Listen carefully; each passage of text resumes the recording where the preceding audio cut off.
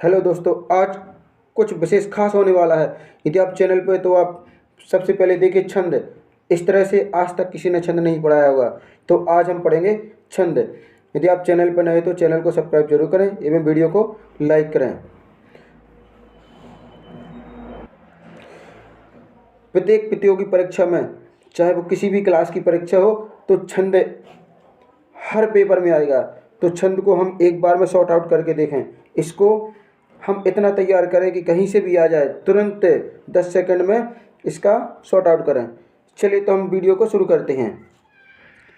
तो छंद, छंद की परिभाषा: अक्षरों की संख्या, मात्रा, गणना, यति, गति, लय के क्रमबद्ध तरीके से लिखना छंद कहलाते हैं।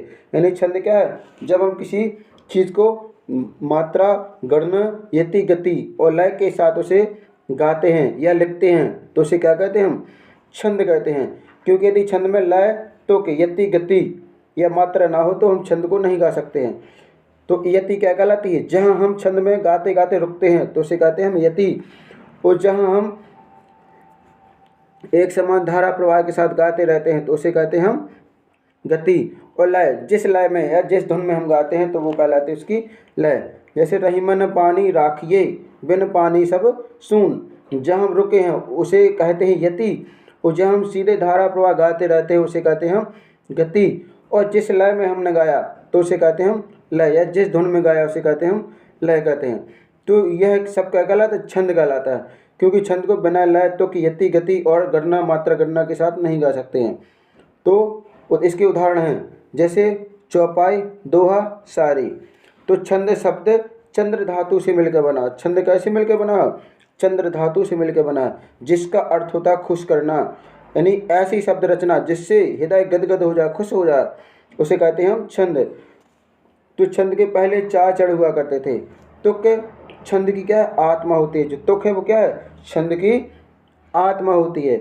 यही हमारे आनंद भाव को प्रेरित करती है। छंद की रचना सबसे पहले पिंगल ने की थी। छंद की रचना सबसे पहले किसने की थी? पिंगल ने की थी। क्योंकि यदि छंद कोई भी गाया जाए, अगर उसमें लय नहीं होगा, तुक नहीं होगा, तो क्या होगा? बेसुरा कहलाएगा। व्यक्ति के कान भी फट जाएंगे। तो जब कोई चीज़ गाने में अच्छी लगती है तो सभी का मन होता है कि चलो भैया इसको हम सुने। क्योंकि कोई भी चीज़ बिना तुक की अच्छी नहीं लगती है। फिर तो कैड़ों को क्या लगेगा? ऐसे लगेगा जैसे कोई बैंड फट गया हो। चलिए अब देखते हैं छंद के प्रकार। तो छंद मुख्य रूप से कितने? 2 प्रकार के होते हैं, मात्रिक छंद और दूसरा होता है वर्णिक छंद। कौन कौन सा? मात्रिक छंद और वर्णिक छंद। तो मात्रिक छंद किसे कहते हैं? तो जिन छंदों में मात्राओं की संख्या निश्चित होती है, यानी जिन छंदों में मात्राओं की संख्या निश्चित होती है उन्हें मात्रिक छंद कहा जाता है। जैसे अहीर, तोमर, मानव, अरल्य, पदहर, पदघटिका, चौपाई, पीयूष वर्ग, सुमेरु, राधिका, रोला, दिक्पाल, रूपमाला, गीतिका, सरसी, सार, हरिगीतिका, तांटक, वीर और आला, ये सभी मात्रिक छंद हैं। मात्रिक छंद जहाँ मात्राओं के द्वारा गणना की जाती है। तो मात्रा 2 प्रकार की होती हैं। एक होता है हमारा लघु गुरु, जिसे हम इस तरह से लिखते हैं। एक होता है हमारा दीर्घ, यानी लघु की ये मात्रा होती है और दीर्घ की ये मात्रा होती है। तो दीर्घ में कितनी होती है? 2 मात्राएं, जिसे हम इस तरह से लिखते हैं एस टाइप का। और लघु में होती है 1 मात्रा, डंडा लगा देते हैं। चलिए तो समझ में आ रहा है आपको मात्रिक छंद? जिस छंद में मात्राओं के द्वारा गणना की जाती है उसे कहते हैं मात्रिक छंद। अच्छे से ध्यान रखना कि जहाँ मात्राओं के द्वारा गणना की जाती है उसे कहते हैं हम मात्रिक छंद। चलिए देखते हैं वर्णिक छंद। तो वर्णों की गणना पर आधारित छंद वर्णिक छंद कहलाते हैं। ऐसे छंद जिसमें वर्णों के द्वारा गणना की जाती है उसे कहते हैं वर्णिक छंद। इसको हम एक शॉर्ट ट्रिक जैसे इमाता राज मानस लगा के द्वारा समझ सकते हैं। जैसे यगड़, जगड़, मगड़, रगड़, ऐसे छंद होते हैं जहाँ पे हम किसके? वर्णों के आधार पर गणना करते हैं। तो जिस छंद में वर्णों के द्वारा गणना की जाती है उसे कहते हैं वर्णिक छंद। जैसे प्रमाणिका, स्वागता, भुजंगी, शाल्य, इंद्रवज्रा, दोधक, वंशस्थ, भुजंग प्रयाग, द्रुत, विलंबित, तोटक, बसंत तिलका, मोह मालिनी, पंचचामर, चंचला, मंद्रकांता, शिखरणी, शार्दूल। यदि सब ये सभी क्या है वर्णक छंद है, जहाँ पर वर्णों के द्वारा छंद में गणना की जाती है। तो छंद के दो प्रकार, मात्रिक छंद और वर्णक छंद। जहाँ मात्राओं के द्वारा गणना की जाए उसे मात्रिक छंद, जहाँ वर्णों के द्वारा गणना की जाए वहाँ वर्णक छंद कहते हैं। चलिए इसके बाद हम कुछ महत्वपूर्ण ऐसे छंद बताने जा रहे हैं जो परीक्षा में एकदम इम्पोर्टेंट है, जिनके बिना कोई भी परीक्षा अधूरी है। वो छंद निश्चित रूप से परीक्षा में आते हैं। तो ये कक्षा 6 से लेकर 12वीं तक एवं सभी प्रतियोगी परीक्षाएं जैसे CTET या समता सहायक शिक्षक जो भी परीक्षा होती है सभी में आते हैं। तो मात्रिक छंद के प्रकार देखते हैं। तो मात्रिक छंद मुख्य रूप से कितने 3 प्रकार के होते हैं। मात्रिक छंद कितने प्रकार के होते हैं? मुख्य रूप से 3 प्रकार के होते हैं। सममात्रिक छंद, अर्धसमात्रिक छंद और विषम मात्रिक छंद। कितने प्रकार के होते हैं? 3। सममात्रिक छंद, अर्धसमात्रिक छंद और विषम मात्रिक छंद। तो सबसे पहले हम देखते हैं सममात्रिक छंद कौन कौन से होते हैं। केवल 1 नंबर में प्रश्न आएगा कि सममात्रिक छंद कौन कौन से होते हैं, तो हमें उनका नाम याद होना चाहिए। तो पहला अहीर, ये 11 मात्राओं का होता है। दूसरा तोमर, ये 12 मात्राओं का होता है।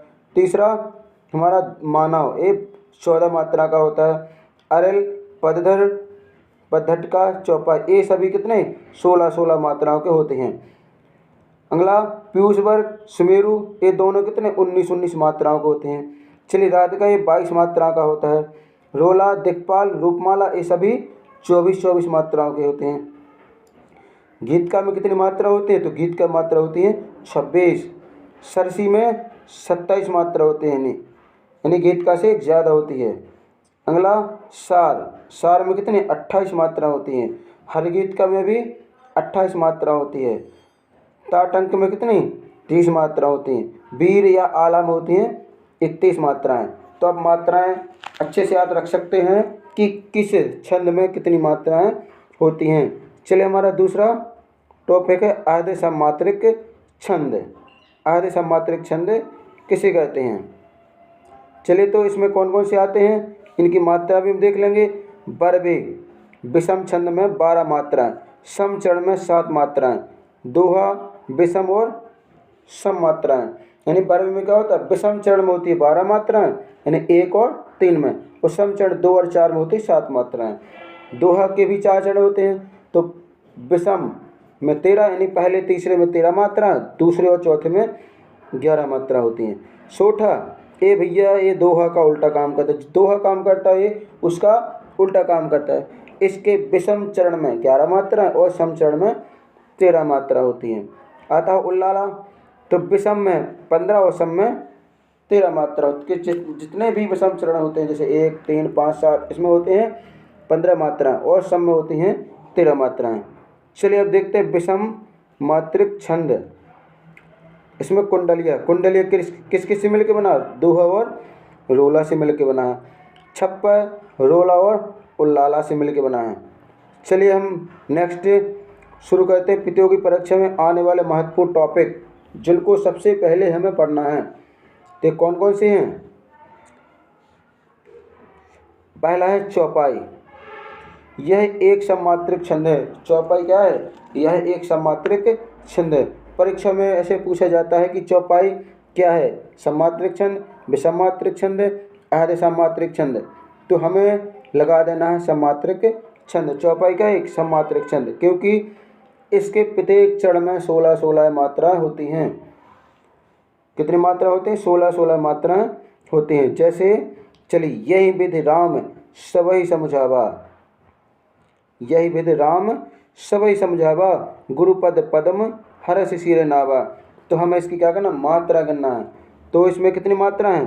पहले में 1, दूसरे में 1, इसके बाद फिर 1, इसमें राम में बड़ा रहा है तो 2 मात्राएं, 2 मात्राओं को एस टाइप का लिखा जाता है। माँ में 1 मात्रा, सा में 1 मात्रा, बा में 1 मात्रा, हा में 1 मात्रा, छोटा सा में 1 मात्रा, छोटा मुँह में 1 मात्रा, बड़ा झा में 2 मात्रा और बड़ा वाह में 2 मात्राएं।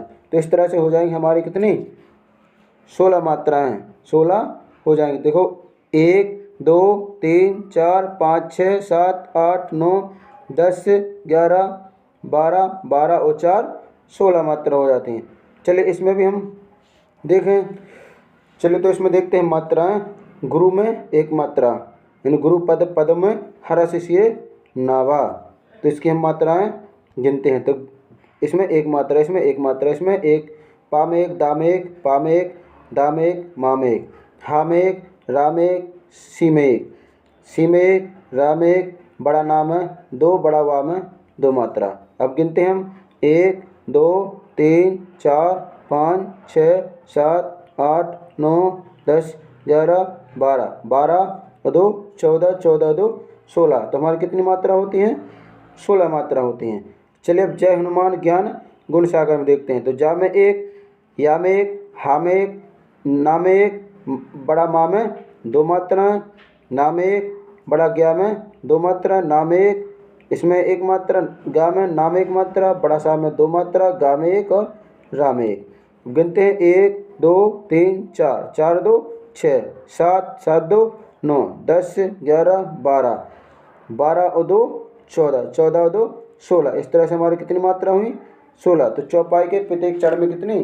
16 16 मात्राएं होती हैं। चलिए अब नेक्स्ट एग्जाम्पल देखते हैं। ज कपीसते हूँ लोक उजागर। तो हमें चौपाई के प्रत्येक चरण में 16 16 मात्राएं दी गई हैं। चलिए अब देखते हैं सोठा। ये दोहा का क्या है भैया? ये दोहा का उल्टा है। चलिए सोठा किसे कहते हैं? तो ये दोहा छंद के उल्टा होता है। इसमें पहले और तीसरे चरण में 11 गिराएं तथा दूसरे और चौथे चरण में 13 13 मात्रा होती हैं। इसके सम चरणों के आरंभ में जगड़ आना वर्जित माना जाता है, जबकि विषम चरणों के अंत में एक लघु वर्ण आना आवश्यक है। यह अर्ध सामात्रिक छंद है।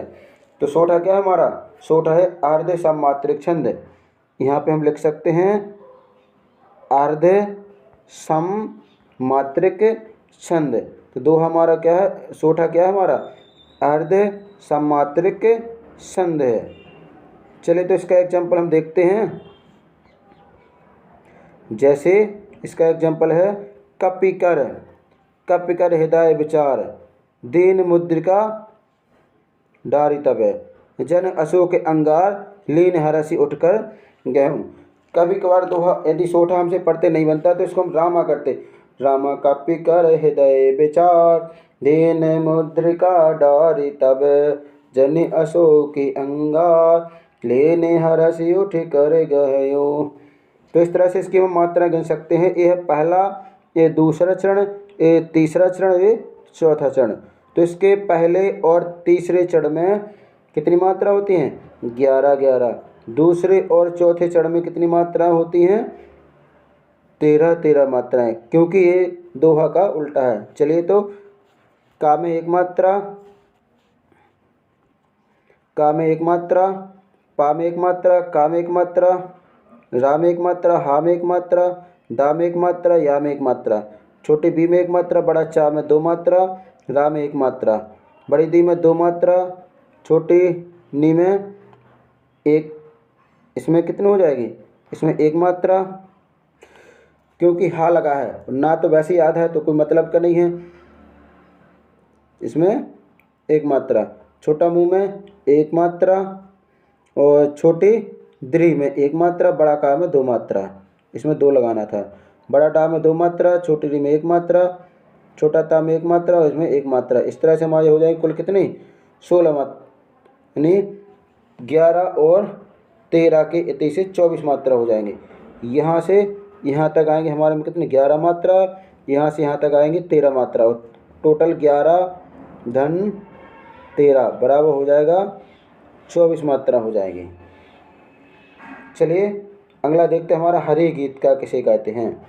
तो हरि गीतिका यह मात्रिक छंद होता है। इसमें 4 चरण होते हैं। इसके हर चरण में 16 और 12 के क्रम से 28 मात्रा होती है।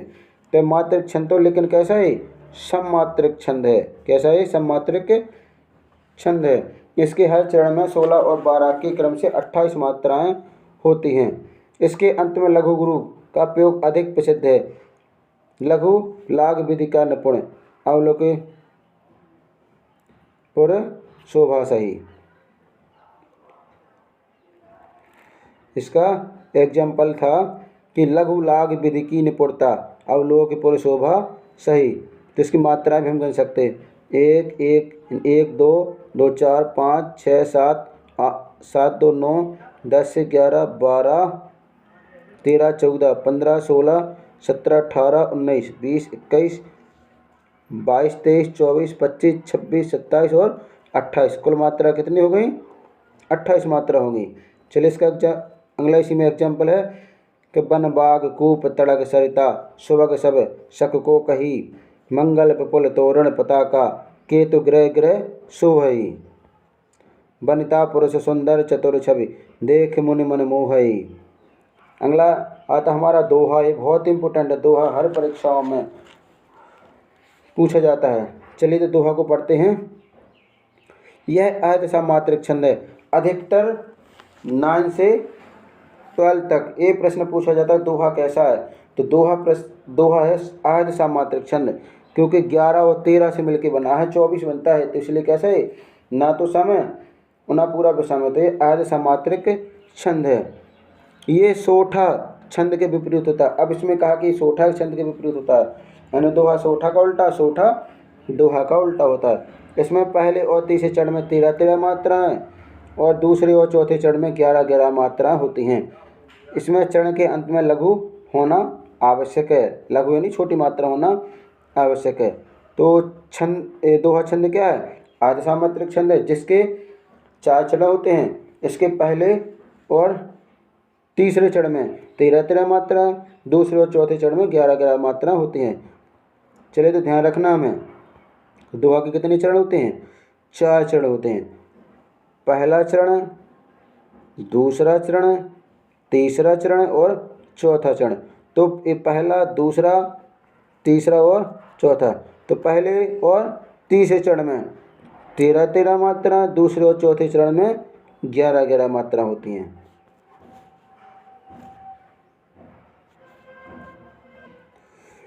तो जहाँ मंथरा की तरह बसते दासी दास आज्ञा पालक राम को मिलता है वनवास।